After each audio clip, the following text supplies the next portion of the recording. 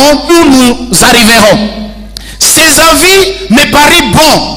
J'ai pris 12 hommes parmi vous, un homme par tribu. Et donc, vous comprenez que c'est un lieu stratégique dans lequel le Dieu d'Israël veut que les enfants quittent pour progresser. Amen. Amen. Dieu dit ceci en Deutéronome. C'est au travers Moïse. Kupitia Musa. Moïse dit, Musa kasema, quand nous étions à Kadesh Barnea, tulipokuwa Kadesh Barnea, vous les Israélites, vous, ninyi wa Israeli, vous êtes venus solliciter mukakuja kusema hivi, qu'on puisse aller explorer ili tuende tupeleleze le pays promis. Nchi ambayo Bwana ameahidi. Il dit, moi j'ai accepté. Mimi nikakubali. J'ai choisi un par tribu. Nikatafuta mmoja kwa kila kabila. Et je vous ai envoyé. Nikawatuma. Alléluia. Amen. Vous voyez, c'est un lieu où le peuple a une nouvelle révélation. Ni mahali ambako taifa wana mafunuo mapya. Quoique nous savions que hata kama tunajua quand ils sont revenus, ils n'ont pas donné de bons rapports. Hata kama walienda hawakutoa ripoti nzuri. Seulement deux, comme nous savons, ils ont donné un bon rapport. Wawili tu walileta ripoti. Joshua et Caleb. Na Kalebu. Voici bien-aimés dans le Seigneur. Tazama ndugu zangu. Quand on est à Kadesh, wakati mtu yuko Kadesh, on sait réfléchir ce qui est bon pour soi. Unajua kujifikiria vizuri. On sait réfléchir par où on peut encore passer et gagner. Mtu anafikiria namna gani anaweza kupita na kuendelea. On sait même prévenir des choses. Na mtu anajua hata kupangilia yale ambayo yanaweza kufika. Comment ils disent ceci? Anasema hivi. Ils disent, non Moïse, envoyons déjà. Sema Musa, tafadhali tuwatume watu pour aller explorer les chemins par lesquels nous allons passer. Ili waweze kuchunguza njia ambayo tutaipitia. Vous voyez, ils réfléchissent mieux au sujet d'eux-mêmes. Wanafikiri vizuri kwa ajili yao wenyewe. Alléluia. Amen. Ils ont de nouvelles directives pour eux-mêmes. Yaani wana mipangilio mipya kwa ajili yao wenyewe. Non, je voudrais dire à quelqu'un ceci. Nataka niseme hivi. Non, soyons à Kadesh pour recevoir des nouveautés de Dieu. Ni afadhali kubaki Kadesh ili tupate mapya. Ne croyez pas que vous êtes plein. Ne croyez pas que vous êtes plein. Musifikiri umejaa. Non, vous avez encore besoin de beaucoup de choses. Bado nahitaji. Amen. Amen. Alléluia. Amen. Ne croyez pas que vous êtes déjà à la fin. Usifikiri umefikia kilele. Malgré votre âge, hata miaka yako, vous avez encore besoin d'une direction. Unahitaji tena mwelekeo. Rappelle-toi qu'il y a ceux qui ont prospéré à un âge avancé. Kumbuka kuna waliofanikiwa kwa miaka ya kuendelea. Et il y a ceux qui ont prospéré à un âge jeune. Na kuna wengine walioendelea wakiwa vijana. Je connais un commerçant à Bunia. Namjua mtajiri mmoja Bunia. Je ne cite pas son nom. Sitataja jina lake. Je le connais les années 2008-2007, c'est un homme ordinaire ici. Ndio ni mtu ambaye ameendelea tangu hiyo miaka hiyo. D'ailleurs sa parcelle pouvait dégager des odeurs. Na uwanja wake ungetoa harufu. Je le connais. Namjua. 2007, 2008, 2009, 2005, je le connais. Tunamjua tangu hiyo miaka yote. Mais à Bunia, il est devenu un grand. Bunia amekuwa mtu mkubwa. On ne cite pas trois commerçants sans les citer. Hawawezi kuhesabu watatu bila kutaja jina lake. Vous voyez, on peut progresser à un âge avancé. Mtu anaweza kuendelea katika uzee wake. Tu n'as pas encore dépassé l'âge. Amen. Hujavuka miaka ya maendeleo. Tu n'as pas encore dépassé l'âge. Non. Tu dois continuer à avoir des directives du Seigneur. Unahitaji Bwana akuelekeze. Alléluia. Amen. Tu peux m'aider à dire à celui qui est là, tu n'as pas encore dépassé l'âge. Ambia aliye karibu na wewe haujavuka miaka ya mafanikio. Tu as juste besoin de directives du Seigneur. Unahitaji tena mwelekeo wa Bwana. Dépasser l'âge, c'est perdre la foi. Kufikiri umevuka miaka, yaani imani yako pia imepotea. Donc considère que tu es déjà à la fin, c'est perdre la foi. Ukifikiri umefikia mwisho, imani ni kusema imepotea. Ils sont à Kadesh, ils disent nous pouvons encore. Na wako Kadesh wanasema tunaweza tena. J'ai pris que Dieu révèle des nouveautés pour que nous progressions. Natamani Bwana afunue mapya ili uendelee. Est-ce qu'il y a quelqu'un qui a des nouveautés, il peut acclamer le Seigneur pour dire j'ai besoin de ça. Alléluia. Amen. Alléluia. Amen. Nous avons besoin de cela. Tunahitaji hayo. Nous voulons avoir cette nouvelle directive. Tunataka Bwana atuongoze tena pour progresser encore. Ili tuendelee. Alléluia. Amen. Amen. Amen. Ces commerçants-là, quand je les vois quand j'attends son nom pour la première fois. Fanyabiashara huyu naposikia jina lake wakilitaja tu. Non, je pose la question à mon associé, tu vas me montrer ces commerçants-là. Namuuliza mchungaji makamu wangu, nasema nionyeshe huyo mfanyabiashara. Il me montre le type. Ananionyesha huyo bwana. Je dis je le connais. Nasema huyu namjua. Je le rappelle des histoires d'Afas. Nakumbuka utoto wake. Je lui dis, n'est-ce pas qu'on était avec toi telle part? Tu te rappelles? Tulikuwa naye mahali fulani. Il dit oui, je me rappelle de toi. Anasema ndio. Il dit tu es aussi devenu pasteur. Unasema na wewe umekuwa mchungaji. Je dis je suis devenu révérend. Anasema nimekuwa reverend. Il dit je suis devenu commerçant. Anasema na mimi nimekuwa mfanyabiashara. Je dis waouh, le Seigneur est grand. Anasema Bwana ni mkubwa. À un âge avancé. Kwa miaka ya uzee. On peut jeter son vélo et acheter une voiture. Mtu anaweza kutupa baskeli na kununua gari. À un âge avancé c'est possible. Amen. Le problème c'est que nous n'avons pas de foi. Jambo quand nous n'avons pas la foi, imani sipokuwepo, alors les choses bâclent. Na vitu vinashindikana. Parce que on ne peut plus essayer. Maana hakuna kujaribu tena. Parce que la Bible dit, maana neno la Mungu linasema, Hébreux 11:1, Waebrania 11:1, la foi est une ferme assurance. Imani ni kuwa na uhakika des choses qu'on espère. Ya mambo yanayotarajiwa. Une démonstration, yaani hiyo kusadiki sana, de celles qu'on ne voit pas. Yale ambayo hayaonekani kwa macho. Tu as un âge de 60 ans, una miaka 60, tu vas travailler ton cacao, unaweza kutumika kwa kakao. Tu es plus jeune qu'un jeune qui s'assoit. Uko kijana kuliko kijana anayekaa bila kufanya chochote. On ne peut plus rien. Yule anayesema hakuna tena tumaini. Tu vois ça? Je, unaona hayo? Amen.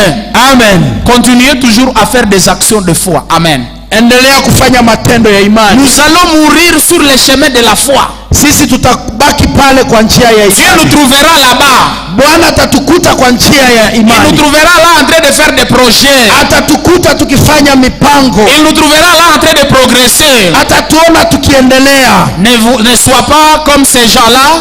Tusiwe kama hao watu qui disent non, vous voyez, nous sommes à la fin du monde. Wanasema tuko mwisho wa dunia. Et comme on est à la fin du monde, kwa maana tuko mwisho wa dunia, on peut donc boire, tunaweza kunywa, on peut manger, tunaweza kula, parce que demain on mourra. Maana kesho tutakufa. Ça c'est le langage de ceux qui n'ont pas la foi. Ile ni neno la watu wasio na imani. Faut avoir la foi. Inabidi tuwe na imani. Que la mort te trouve tête haute. Inafaa unatembea kichwa yako usiiname. Amen. Amen. Ne baissez pas la tête. Usikubali kujinyenyekeza. On vous refuse 3 fois dans l'entreprise. Wakikukataa mara tatu. Là c'est une autre demande d'emploi. Fanya tena, andika tena. Que par le Seigneur fera prospérer cette demande. Bwana atafanikisha hiyo. On vous bloque à Kasindi. Leo wanakufungia njia ya Kasindi. Passe à Ishasha. Pita Ishasha. Alléluia. Amen. On bloque Ishasha. Wakifunga Ishasha. Alors passe alors à Bukavu. Je voulais dire. Pita Bukavu. On te bloque à Bukavu. Wakikuzuia Bukavu. Alors viens par Païda en Uganda. Pita Païda upitie. Alléluia. Uganda. Ils t'appelleront frère. Amen. Ils diront viens tu es un frère. Parce qu'ils verront que le Seigneur aura déjà mis la grâce sur toi. Maana wataona neema imekaa juu. À Kadesh on a des directives. Mahali pa Kadesh kuna mwelekeo. Quelqu'un avait dit ceci ici. Mtu alisema hivi. Je sais que là où il se met quelque part, il peut se dire mais comment sont ces gens? Il a dit ici chez nous. Alisema hivi kwetu. Il a dit je vais vous mettre par terre. Nitawashusha. Il a dit je vais vous mettre accroupi. Nyie bote mutapiga magoti. Mais nous connaissons des quartiers dans des villes, pas dans une seule ville. Tunajua makartie ndani ya maville où il y a des enfants d'ici. Kuna watoto wetu wa hapa.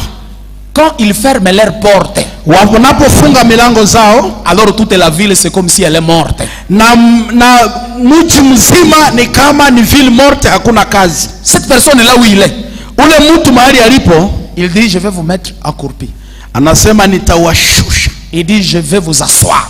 Anasema mtaona cha mtema kuni. Il voit de nouveaux millionnaires en train de se lever. Na nawaona watu wa hela wanaendelea. Qu'est-ce qui se passe dans son cœur? Najiuliza anafikiri nini ndani ya moyo wake. Je vais vous dire ceci. Pour des histoires de douane, kwa mambo ya boda, au Nord Kivu c'est cher. Huku kwetu Nord Kivu ni bei kali. Alors que ailleurs c'est moins cher. Mahali pengine bei ni chini sana. Il n'y a pas de la nouveauté, il suffit seulement d'aller vérifier. Sio kwamba nawaambia kitu kipya, nendeni mkafanye utafiti. Mais comment comprendre que Kwa namna gani tunaweza kuelewa? Là où c'est cher, les gens construisent et prospèrent. Wale mahali ambako wanapandisha bei ya douane watu wanaendelea, na hiyo ni jambo ya kujiuliza. Alors que là où c'est moins cher, mahali ambako douane iko chini, les gens ne progressent pas suffisamment. Hawaendelei vizuri. Il est arrivé pour moi de comprendre que kuna wakati nilielewa hivi, bien aimé, quand il y a une directive du Seigneur, ça arrive et ça s'accomplit. Wakati kuna kitu Bwana amepangilia kinafika tu. Amen. Amen. J'aime des chrétiens de la communauté Bira dans notre paroisse. Nina watu wamoja wa kabila ya Wapira. Ils aiment venir me dire, pasteur, wanasema mchungaji, je vais envoyer mon enfant chez vous pour aller étudier là. Nataka nimtume kwenu ili ajifunze asome. Chez vous il y a l'argent. Kwa maana kwenu kuna pesa. Chez vous on travaille bien. Kwenu wanatumika vizuri. Chez vous il y a des écoles. Kwenu kuna mashule. Chez vous il y a l'intelligence. Kwenu kuna akili. Il dit, je vais envoyer mon enfant chez vous. Nasema nitatuma mtu kwenu. J'ai dit non, ici il y a des meilleures écoles aussi. Nasema hapana, mashule mazuri yako pia hapa. J'ai des écoles, j'ai dit telle école c'est meilleur. Naanza kutamka mashule. Il dit non. Anasema hapana. Ici on a oui des écoles mais on ne sait pas ce qu'il faut qu'on fasse. Hapa ndio tuna mashule mazuri lakini jambo la kufanya haliko hapa. Je voudrais dire à quelqu'un que Dieu donne une direction. Nataka nimwambie mtu, Bwana akikupa mwelekeo, inutile de donner le contraire. Haina maana tena kuleta utofauti wa jambo. Alléluia. Amen. Non, ne dites plus le contraire. Usikatae jambo hiyo. D'ailleurs, c'est ce que Josué va dire aux explorateurs. Na ni hiyo ambayo Yoshua atawaambia hao wapelelezi. Non, vous êtes des incrédules. Atawaambia ninyi hamuamini. Vous devriez croire que Dieu va nous faire entrer dans ce pays. Mungeamini ya kwamba Bwana ataturizisha na kuingia katika nchi ya ahadi. J'aime la phrase de Josué. Nataka neno la Yoshua. Il a dit ceci. Alisema hivi, si Dieu est avec nous, kama Bwana ni pamoja nasi, nous allons entrer. Tutaingia. Alléluia. Amen. Si Dieu est avec nous, nous allons faire quoi? Tutaingia. Nous allons. Ça c'est un langage de foi. Hiyo ni neno la imani. Alors que les autres disent non, il y a des gens élassés. Watu wengine wanasema kuna wanefili. Non, il y a des gens je ne sais pas comment. Kuna watu wasuja. Mais il dit nous allons entrer. Anasema sisi tutaingia. Si le Seigneur est avec nous. Kama Bwana yuko pamoja nasi. Alléluia. Amen. Parlons pour finir de source de l'incrédulité. Tuseme sasa kwa kumalizia juu ya chanzo cha kutokuamini. La première source c'est que l'incrédulité vient de la nature de l'homme lui-même. Chemchemu ya kwanza kutokuamini inatokana na mwanadamu yeye mwenyewe. L'homme est incrédule de nature. Mwanadamu katika maumbile yake kuna kutokuamini. Mais Dieu veut que l'homme puisse vaincre l'incrédulité. Bwana nataka mwanadamu awe mshindi juu ya kutokuamini. Comment vaincre cela? Namna gani kushinda? C'est en écoutant, c'est en mettant confiance dans la parole de Dieu. Ni wakati unatumaini ndani ya neno la Mungu. Alléluia. Amen. Quand vous mettez la confiance dans la parole, alors vous allez vaincre. Unapotumaini ndani ya neno la Mungu, hapo utakuwa mshindi. La nature ici, mbile hapa, ça nous amène dans le doute. Inatuleta ndani ya mashaka. Le doute est différent de l'incrédulité. Mashaka yako tofauti na kutokuamini. Mais le doute c'est une voie vers l'incrédulité. Lakini mashaka ni njia ya kuelekeza mtu kwenye kutokuamini. C'est vouloir comprendre. Yaani kushakia kitu unataka uelewe. Mais quand on doute et on doute et on doute, lakini unapozidisha kuwa na mashaka, alors on tombe dans l'incrédulité. Unaanguka ndani ya kutokuamini. Amen. Amen.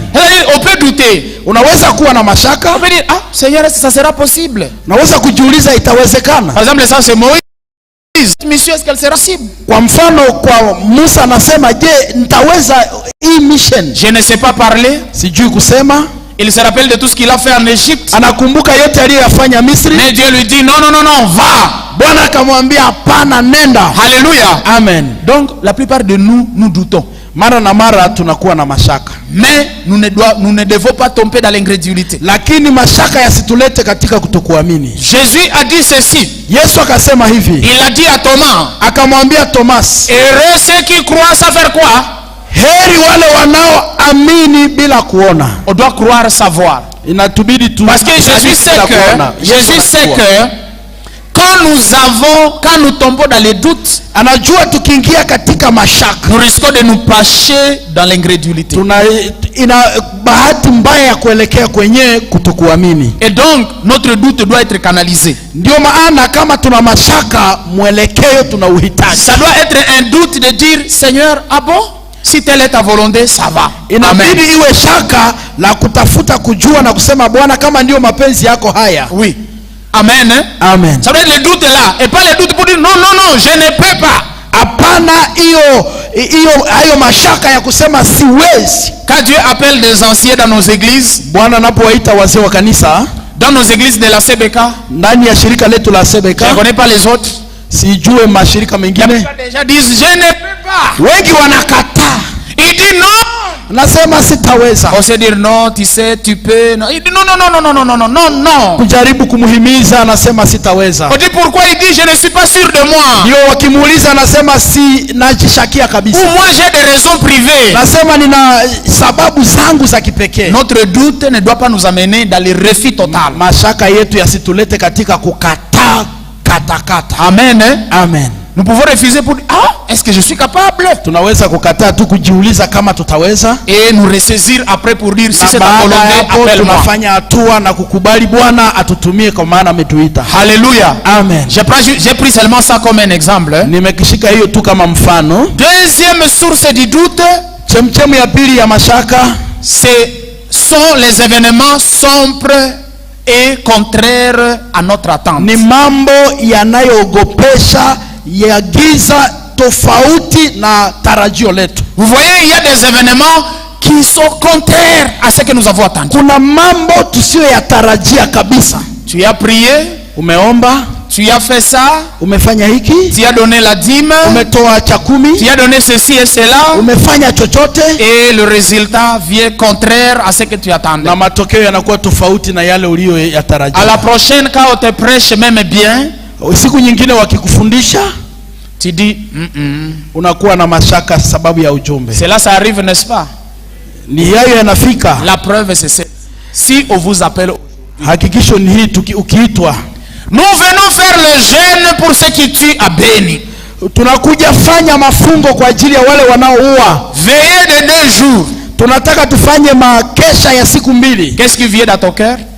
Ndani ya moyo wako unasema Tu nini? dis seulement combien de fois on a commencé à... Unasema tumeomba mara ngapi? Combien de fois? Mara ngapi Pourquoi tumeomba? laisser les haricots et passer une journée sans encore manger? Tuache chakula. Laissez-nous prendre nos haricots. Nasema hiyo hapana, tukule. Laissez-nous prendre les riz. Tuache tukule Nous allons wali. seulement prier. Dieu saura ce qu'il fera. Naomba Mungu, Bwana atafanya mapenzi Pourquoi Dieu yake. vous appelle et dit venez? Mbona Bwana ndiye anakuita? Parce que ça vient de durer. Sababu yamekawia sana. Deuxième chose, c'est contraire à ce qu'on attendait. Imekuwa tofauti na yale ambayo tunayangojea kwa On n'a maombi, plus une foi nette. na hapo tunabakia pale, On n'a plus une foi qui est nette. na imani yetu haiko sawa sawa tena, Parce qu'on n'est plus d'accord de tout ce qu'on nous dit. maana hatuamini tena yale ambayo yanasemwa. Je vous donne un exemple de la Bible de quelqu'un comme ça. Nawapa mfano wa Biblia wa Un chrétien, un fervent. mtu mmoja ambaye ni suja katika imani, Je veux dire un croyant fervent. mwamini msuja. Roi 19, Wafalme wa kwanza 19 verset 4. verse ya 4. La Bible dit ceci. Neno la Mungu linasema Pour lui, kwake yeye, il alla dans le désert où, après une journée de marche, il s'assit sous les térébintes et demanda la mort à disant, c'est assez maintenant, Éternel, prends mon âme, car je ne suis pas meilleur que mes pères. Vous voyez la phrase de quelqu'un? munasikia neno la mtu. La Bible dit, il va au désert, Biblia inasema nakwenda jangwani, il se met sous les genêts, akakaa chini ya mtini, et là, il a prié. na hapo akaanza kuomba. Je vais vous réciter sa prière. Nitawapa Seigneur, Bwana, c'est assez. nimechoka, Je ne suis pas meilleur que mes ancêtres. siko mzuri kuliko babu zangu, Fais-moi mourir. niue. Vous connaissez c'est la prière de qui? Munasikia hayo De Elia. De quel moment vous arrive? Je, muda kama na wewe unakufikia? Est-ce qu'il y a des moments où vous dites Seigneur, je peux mourir? Je, kuna wakati unahitaji ufe. Peut-être c'est le mari qui se complique. Pengine ni mume amekusumbua. Peut-être c'est la femme qui se complique. Au mke amekuwa. Ce sont les enfants qui se compliquent. Au watoto wamekuwa kaidi. C'est le business qui se complique. Akose ni biashara. Ce sont les études qui se compliquent. Akose ni mambo. Ah, tu dis Seigneur, prends-moi. Nasema Bwana nichukue. Ah, si c'est mourir que je meurs. Kama ni kufa nife. Ça c'est Élie. Huyo ni Elia. Après une victoire victorieuse. Baada ya ushindi wa ajabu. Amen. Amen. Supportez-moi dans ce pléonasme là. Une victoire victorieuse. Wandugu wapenzi, mnikubalie kwa kurudilia maneno yale, ushindi wa ajabu. Il vient de tuer les prophètes. Ameua manabii wote. Les prophètes de Baal. Manabii wa Bali. Il vient de mettre en nu Jézabel. Yaani Yezabeli hana tena kitu cha kusema. Ahab vient d'avoir honte au mont Carmel. Ahab amehayarika huko mlimani Karmeli. Le chapitre 19. Na kwa sura ya 19 la Bible dit, neno linasema Ahab va chez soi. Ahab anaenda kwake. Il raconte tout à sa femme. Anamuelezea mke wake Yezabeli. Et quand il raconte tout à sa femme, 19. Anapomwambia kwa hiyo sura 19. Et maintenant, ndipo sasa la femme envoie le message à Élie.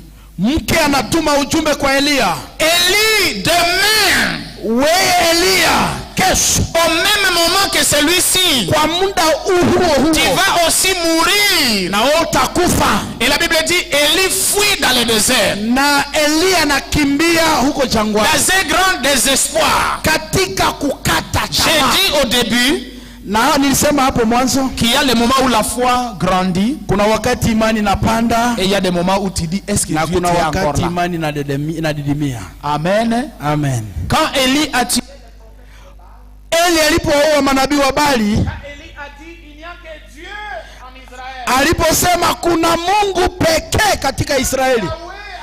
Anasema Yahweh pekee yake. Voyez ce qui arrive le lendemain. Sikia yanayotokea kesho yake. Elia amekata tamaa, anakimbia. Anakimbia wapi? Jangwani.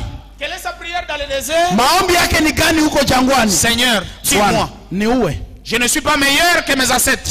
Siko mzuri kuliko babu zangu. Je voudrais dire à quelqu'un que nataka nikuambie hivi. Il est arrivé que tu te sentes fort. Kuna wakati unajisikia mwenye uwezo. Tu as dit voilà les racines de la foi. Ukasema ni hivyo kabisa matunda ya imani. Et si à ce moment-là on te demandait de prophétiser. Na hiyo siku angekuambia utabiri. Tu prophétiserais. Ungetabiri kabisa. Tu serais une bonne prophétesse ou un prophète. Na ungekuwa nabii mzuri. Mais le lendemain, lakini kesho yake Satan ne te laisse pas libre. Shetani hata kunyamaza. Il se lève. Anainuka. Le Jézabel se lève. Yezabeli wanasimama.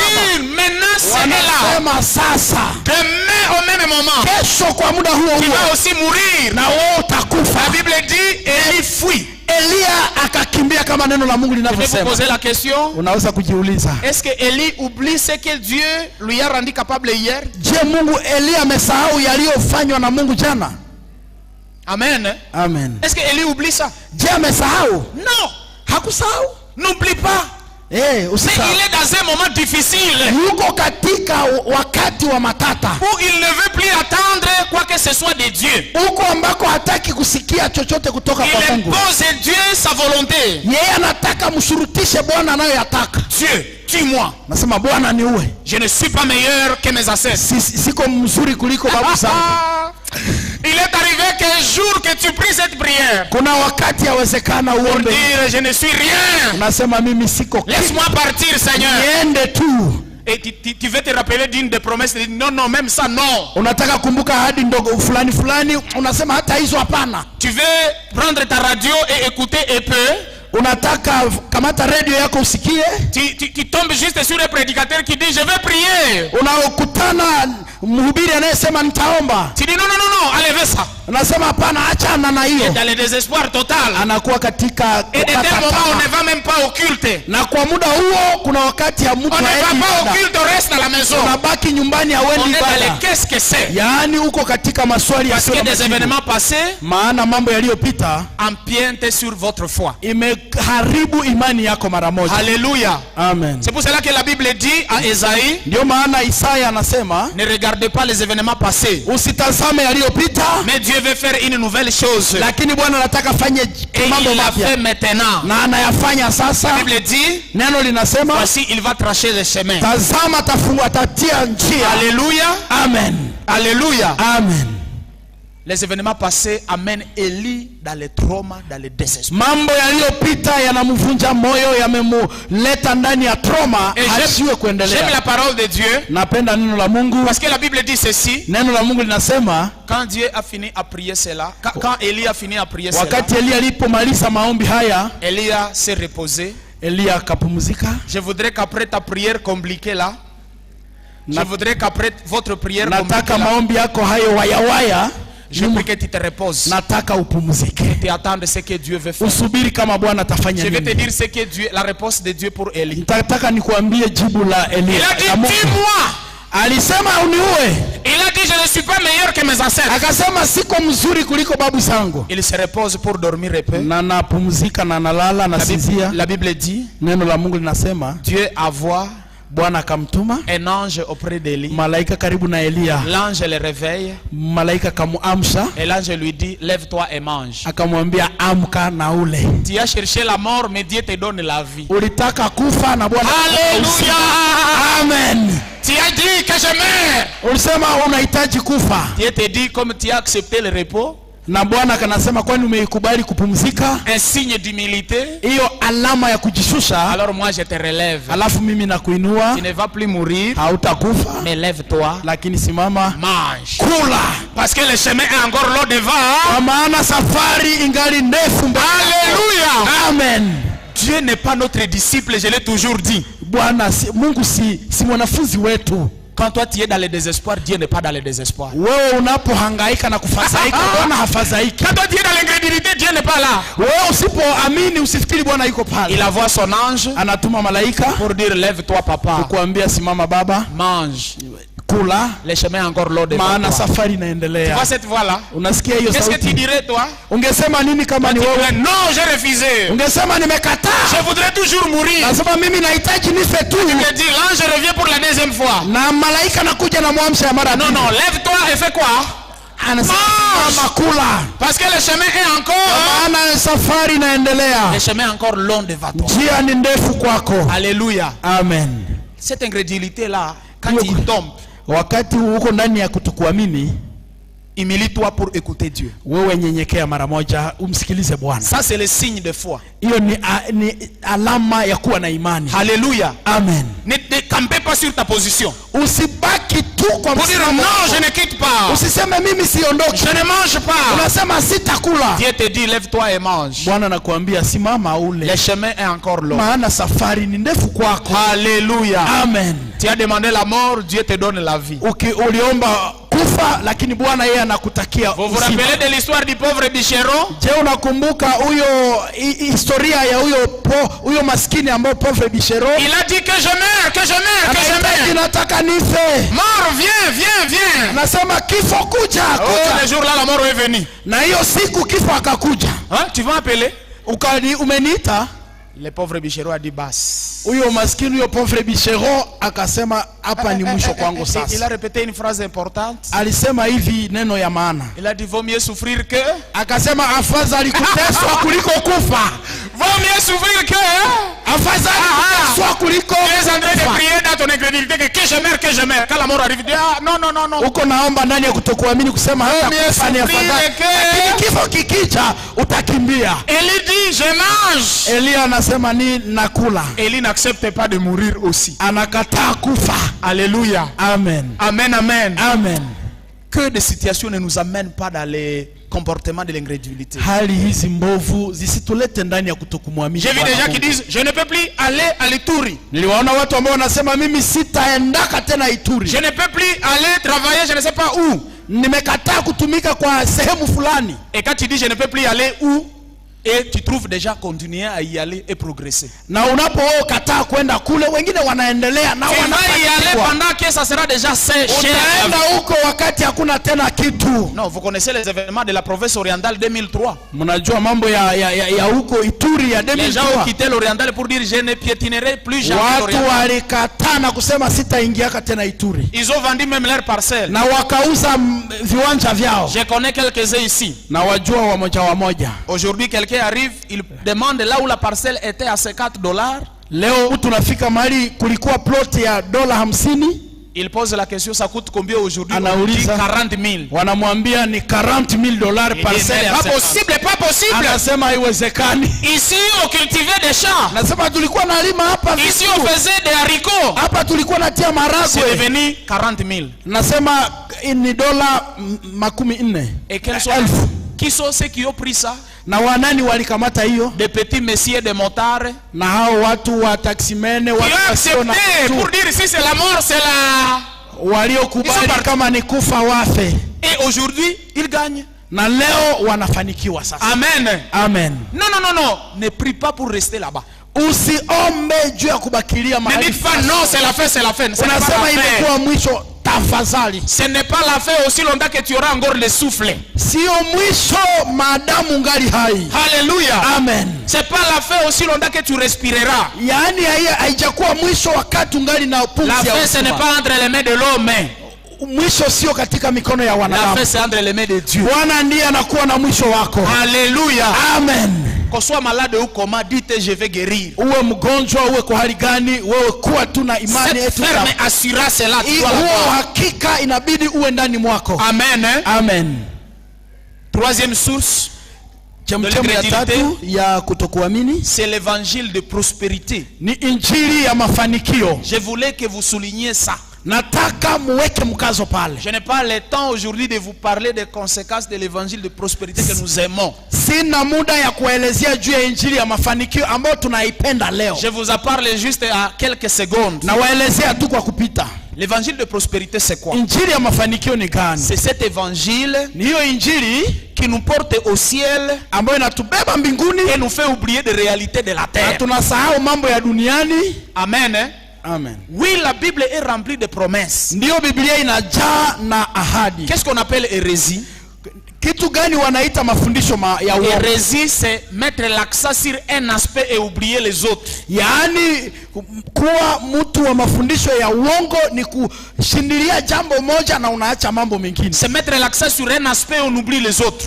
Unashikilia neno moja tu na unadharau mengine. Ceux qui prêchent l'évangile de prospérité, wanaohubiri injili ya mafanikio, ils oublient tout ce qui se passe aujourd'hui. Wanasahau yanayopitia. Ils oublient des maladies. Wanasahau magonjwa. Ils oublient la mort. Wanasahau kifo. Ils oublient tout. Wanasahau yote. Ils transportent l'homme au ciel. Wanambeba mtu haraka mbinguni. Ils mettent l'homme déjà dans le repos. Wanamweka kule juu. Alors qu'est-ce qui arrive? Kitu gani kinatokea? Parce que nous sommes encore sur la terre. Maana tunakuwa hapa duniani. On a tout prêché de belles phrases du monde. Wamefundisha matamshi yote mazuri ya duniani. D'ailleurs ce sont de belles phrases qu'on donne à contrepartie avec l'argent. Ni masemi mazuri wanayoyabadilisha na pesa. C'est-à-dire on dit si tu fais tu trouves. Si. Na kama unafanya hivi utafanikiwa hivi. Tu as tout fait, tu n'as pas de problème. Na umejikaza unafanya yote. Et demain le contraire arrive. Na unakutana waliokuahidia hauyakutane. N'est-ce pas, on tombe dans l'incrédulité. Na unaingia ndani ya kutokuamini mara moja. Dieu, unasema Mungu, tu l'avais dit par les prophètes. Mwenyewe uliyasema kupitia manabii. Dieu, tu l'avais dit par je ne sais pas qui. Uliyasema kwa sijue nani. Mais comment ça? Namna gani sasa haya? Ça c'est le danger de cet évangile. Na ndio shida na hatari ya injili hiyo. Et après on abandonne Dieu. Na kwa mwisho mtu anamwacha Mungu. Et si même on attaque quelqu'un qui dit non, Dieu élève, on dit hata ukisikia mtu anakuambia Bwana anainua unakataa mara moja. Oh Dieu fait ça. Oh Bwana anaweza hii unakataa, unasema Dieu unakataa yote. Et en conclusion on dit ce sont des prédicateurs escrocs. Na wanasema ni wahubiri wizi wanaoiba mtu. Parce que ils nous ont amenés au ciel, nous ont fait oublier des réalités. Maana walituleta mbinguni na wanatusaulisha mambo ambayo tunayapitia. Vous voyez comment ils sont des malins? Mnaona namna gani wanakuwa wajanja? Ils disent à ceux qui n'ont pas de voiture, Wanasema kwa wale wasio na magari, ici vous pouvez commencer à conduire votre voiture. wanasema hata unaweza kuanza kutembeza gari yako. Conduisez. Anasema tembeza, Aussi si tu fais ça, na kama unafanya hivyo, tu auras la petite voiture, 2 petits volants. yaani mtakuwa na gari ndogo ya volant ndogo. Mais si tu fais ça, Kama unafanya hivyo, il prophétise que Dieu te donne le gros yaani camion. unapewa lori. Et là, tu vas commencer à conduire. Na hapo utaanza kutembeza. On dit prophétise ça au nom de Jésus. Nasema kwa jina la Yesu Tu tunatabiri. n'as pas de travail. Hauna kazi. Tu vois ça, hein? Unaona? Tu es encore étudiant. Uko mwanafunzi. Tu es, je ne sais pas dans quelle situation. Sijue kama uko katika hali gani. Et l'évangile de prospérité te porte déjà dans un gros camion. Na injili ya mafanikio inakubeba kwenye lori kubwa. Et de t'amener d'abord dans le travail. Na hauna kazi. Je sais, vous aimez ça. Najua wengi wanapenda injili ya mafanikio. Hier, nous avons vu la prophétie d'Ésaïe. Jana tulieleza juu ya unabii wa Isaya. Ésaïe qui déjà aime des choses flatteuses. Isaya alisema watu wanapenda mambo ya kuwapendeza. Aimez ces choses, mais sachez ceci. Mkiyapenda lakini mjue pia hii. Ça vous prépare pour devenir musulman. Yale anawaandaa kwa kuwa siku moja Muislamu. Pour refuser Jésus et tout ce dont il est capable de faire. Unakataa Yesu na yote ambayo anaweza kufanya. Quand vous verrez surtout les contraires de ce que vous avez dit. Zaidi sana wakikutabiria na unaona tofauti. Vous direz alors Dieu n'est pas Dieu. Tasema kumbe Mungu sio Mungu wa kweli. Et ici dans notre ville nous avons beaucoup de gens qui sont tombés comme ça. Na katika mji wetu wa Butembo wengi wameingia katika mtego. Et à conséquence ils vont abandonner la foi. Na matokeo ni kwamba wataacha imani. Et ils vont retourner dans les histoires des ancêtres et watarudia ndani ya mambo ya mababu ya asili. Ils ont été déçus par maana wanaona wamevunjwa moyo kwa injili ya mafanikio. Prenez garde de ces messages. Mungu atusaidie tuwe waangalifu. Amen. Amen. Amen. Amen. On vous dit le travail va prospérer. Wanasema maendeleo. On dit non, prophétisez sur le travail. Wanasema mtabiri juu ya kazi. Et les jours où tu prophétises, na siku unapotabiri 3-4 jours, siku 3-4, les services de l'État viennent na kazi ya serikali inakuja et on scelle la porte. Na wanafunga mlango wako. Vous voyez? Mnaona hiyo? Na ni hayo ya moyo. Amen. Que Dieu nous aide. Bwana tusaidie. Je ne refuse pas la prospérité. Sijakataa bado. Mais je refuse cet accent-là vers la prospérité seulement. Nakataa tu mkazo kuweka tu juu ya mafanikio. Parce que j'ai dit l'hérésie c'est un problème d'accent. Nasema hiyo heresi ni kuongeza na kushindilia jambo moja na kuacha mengine. Alléluia. Amen. Donc je ne refuse pas que Dieu nous rend prospères. Sikatai eti Bwana anaweza kutufanikisha. Mais Dieu nous rend prospères dans les conditions humaines. Lakini Bwana anatufanikisha kulingana na mazingira. Alléluia. Amen. Donc je ne suis pas contre.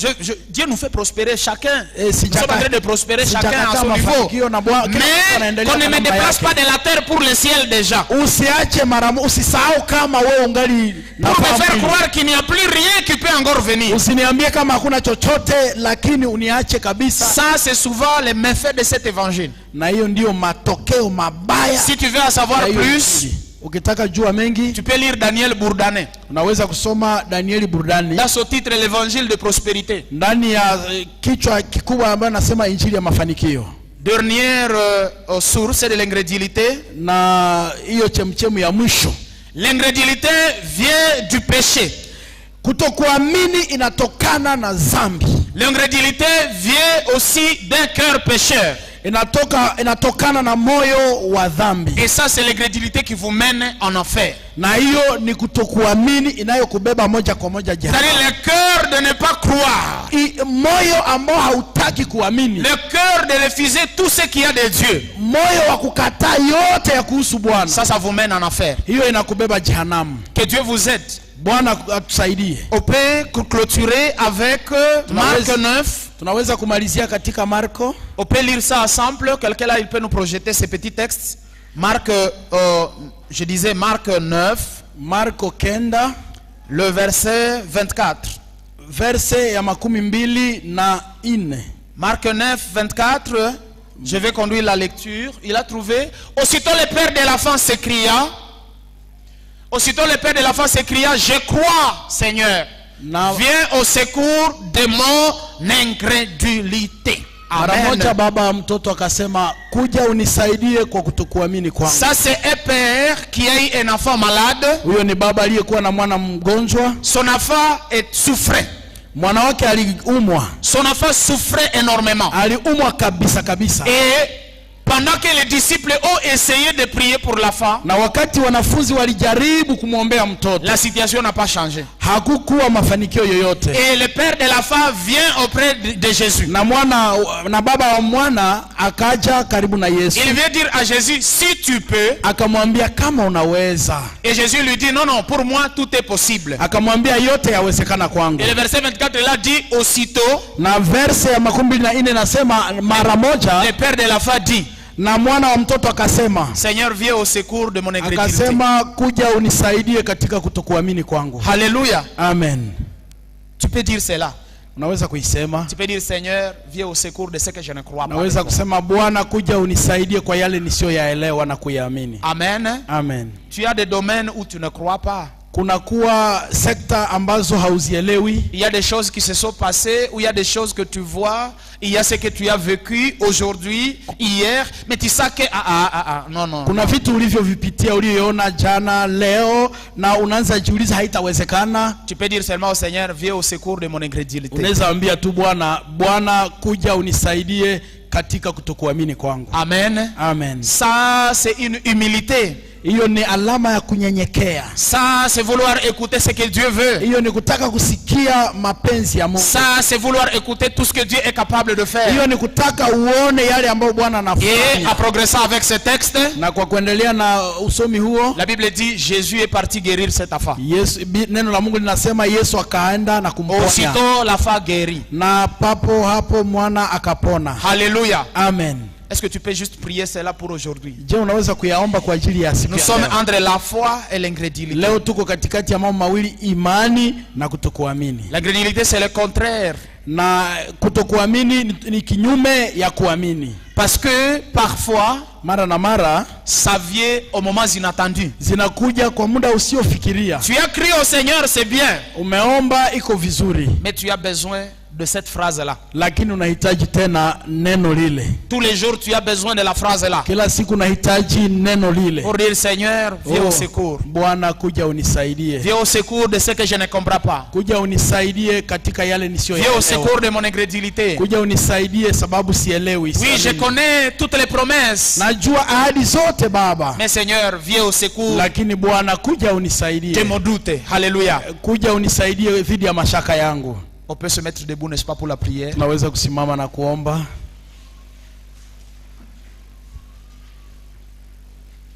À Dieu soit la gloire.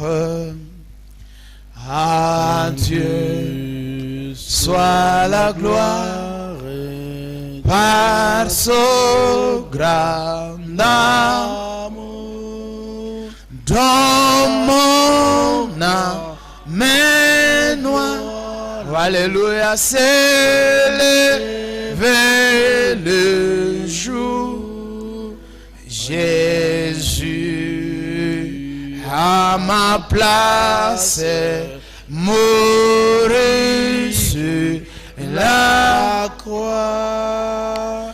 Il m'offre la grâce et je la reçois. Gloire à Dieu, gloire à Dieu, terre écoutez ça. Alléluia, gloire à Dieu, gloire à Dieu. Alléluia, monde réjouis-toi.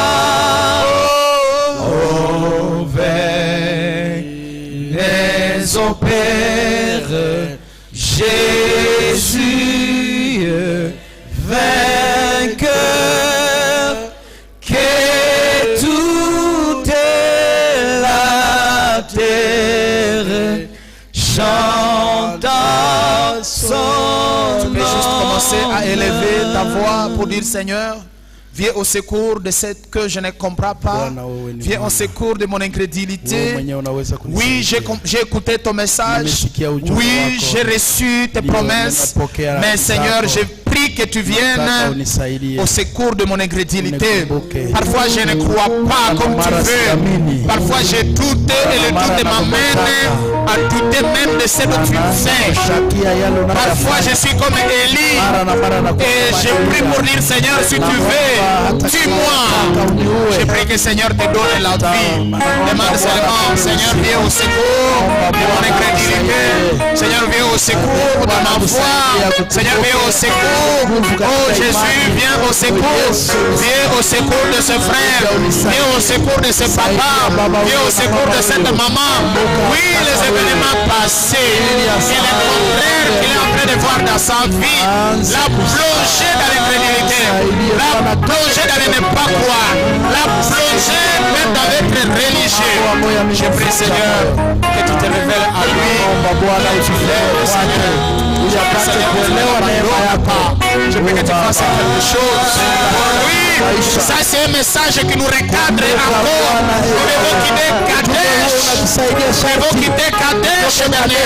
Maintenant, avoir de nouvelles orientations. Seigneur, je prie pour ces dossiers. Je prie pour tous. Tu peux commencer à dire au Seigneur, donne-moi la vie. Tu peux confesser un jour qui a demandé la mort. Tu peux dire au Seigneur, donne-moi la vie. C'est depuis la mort que je demande. Je demande la vie pour ma vie. Je demande que tu m'accordes la vie. Un jour tu as dit que ce qui arrive arrive. Je voudrais que ce moment que tu changes cela. Pour dire Seigneur, donne-moi la vie. Toi qui as donné la vie à Élie, donne-moi la vie Seigneur. Merci Seigneur, toi qui donnes la vie à ces bien-aimés, à chacun ici. Merci pour ce message de ce matin. Je prie que tu bénisses chacun qui veut croître dans la foi. Je prie que tu aides chacun qui veut écouter Jéhovah. Dans le nom de Jésus, révèle-toi pour chacun. Révèle-toi Seigneur. C'est ma prière ce matin.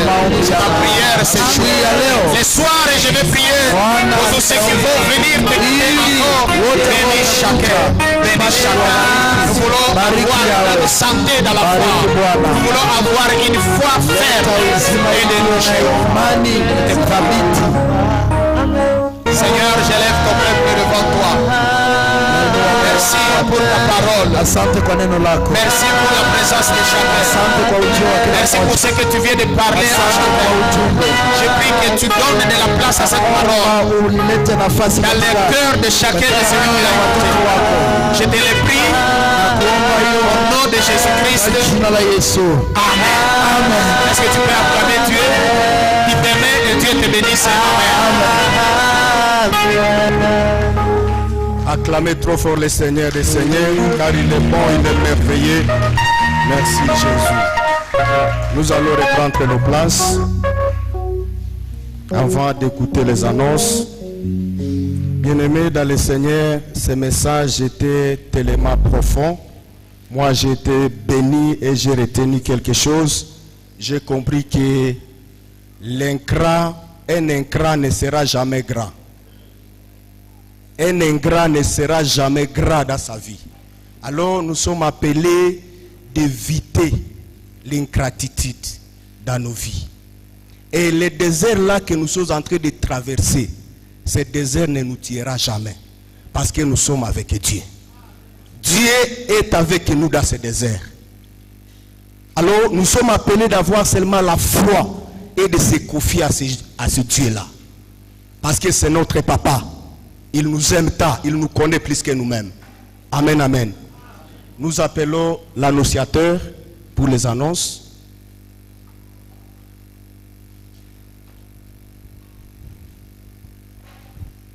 Alléluia. La première des choses, nous louons le Seigneur pour nous avoir tous réveillés et nous voici en sa présence. Acclamons encore les très forts.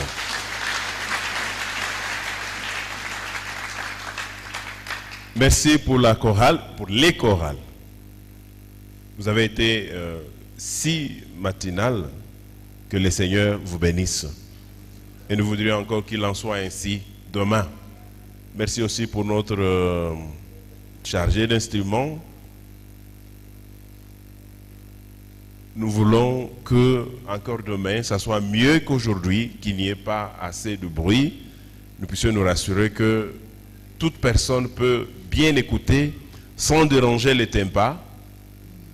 Ceci nous sera d'une grande importance.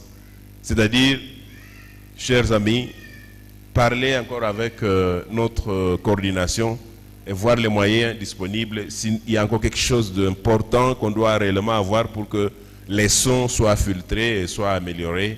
Nous voudrions y arriver. Gloire au Seigneur. Tout simplement encore vous demander et vous rappeler que aujourd'hui, nous avons dit à quelle heure? Les après-midi, nous commençons à quelle heure?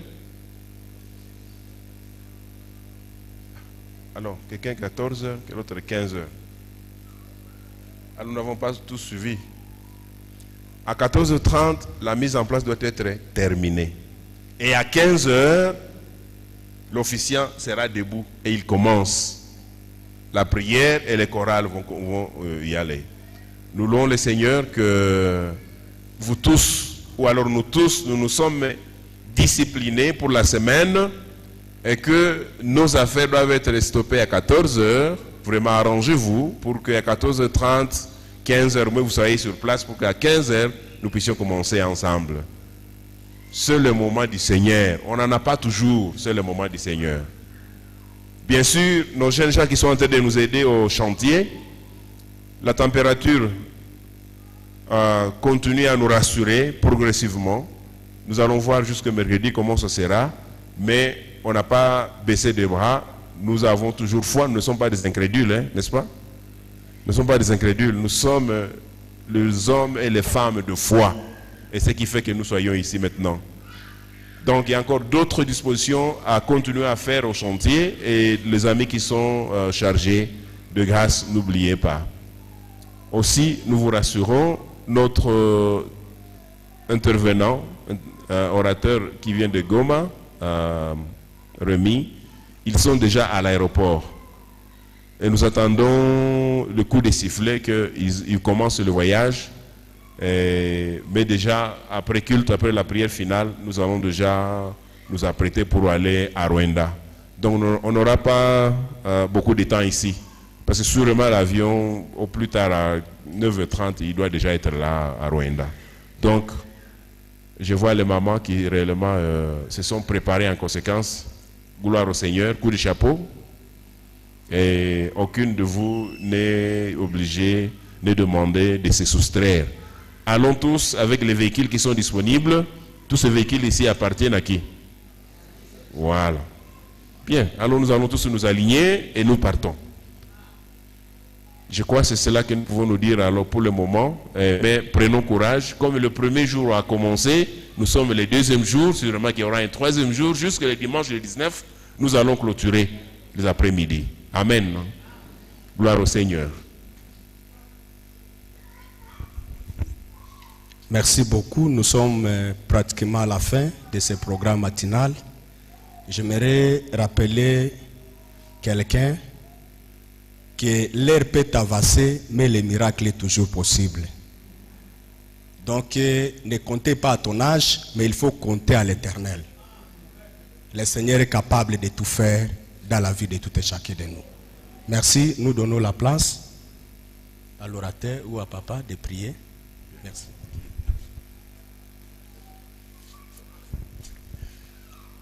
Merci aussi pour mon collègue pasteur Mouhessi. Nous l'avons pris à pied levé pour qu'il nous fasse la traduction. Acclamons le Seigneur. C'est pas facile, hein? Je vous dis la traduction, hein? Ne vous en faites pas. Les gens savent, quand ils sont assis là-bas, ils savent toujours, oh, il allait dire ça, il allait dire ça. Venez ici. Venez ici. Quelqu'un à qui vous n'êtes pas tellement habitué, sa langue, vous ne savez pas comment il nasalise. Les Français, on nasalise, hein? Alors, déchiffrez, vous devez réfléchir 2 fois et tout de suite, vous lancez les mots. Que le Seigneur te bénisse. Amen.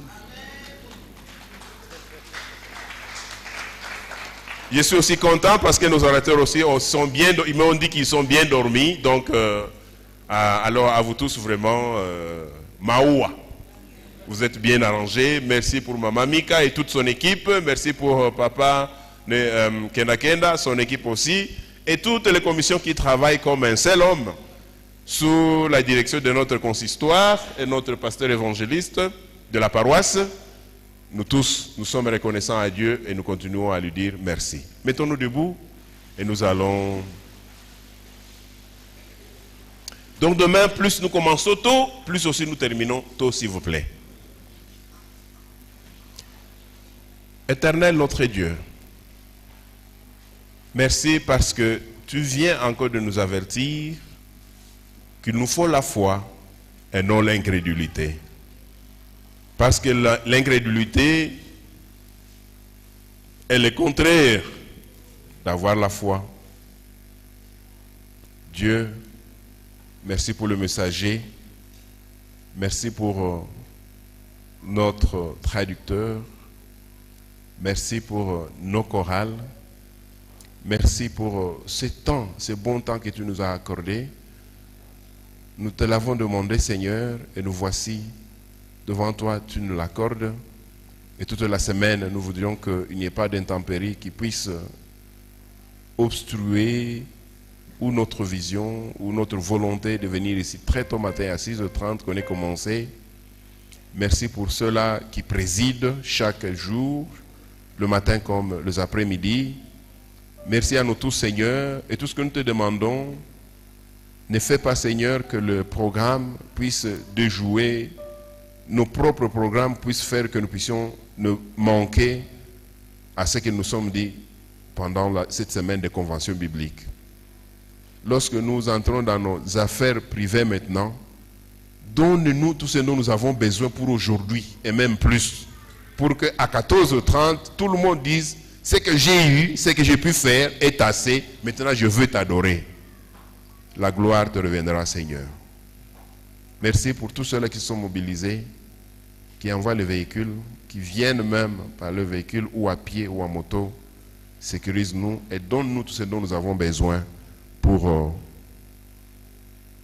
nous souder les coudes, nous donner la main et propager la bonne nouvelle. Savoir que malgré les tourbillons, Christ, l'initiateur de notre foi, est présent et il est avec nous.